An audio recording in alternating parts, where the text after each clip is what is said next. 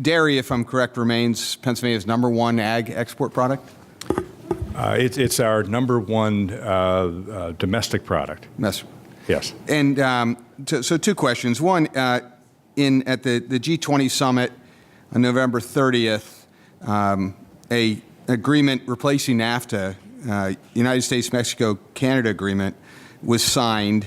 Any update? My understanding in the agreement, it will open up Canada to our dairy products.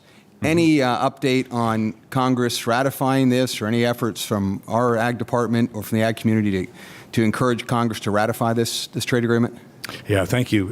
So the USMCA, as it's termed, NAFTA 2, does include additional access to Canada of dairy products, of a classification, specialty products, but nonetheless, we think that's an opportunity for Pennsylvania and New York.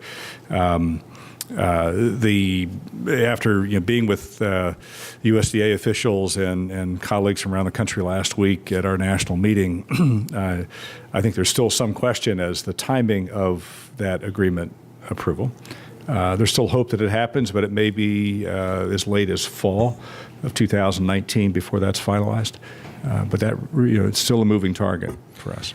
Excellent. And then staying on the theme of dairy exports, you and I have talked about this earlier, but your thoughts on exporting or trading our dairy or our milk products to Cuba. I just got back from a week there, and they are in desperate need of our products, especially our agricultural products. Yeah, I think we've often spoke of dairy exports and Cuba being an opportunity. It's been difficult just given the limitations of the agreements and our federal government's sort of approach to Cuba and how they view Cuba. It got more complicated yesterday, just to say, but at the end of the day, it is a market that is in need of good dairy products and nutrition. And that's been confirmed on both in Cuba and the United States. And given our proximity, we certainly ought to be able to supply that.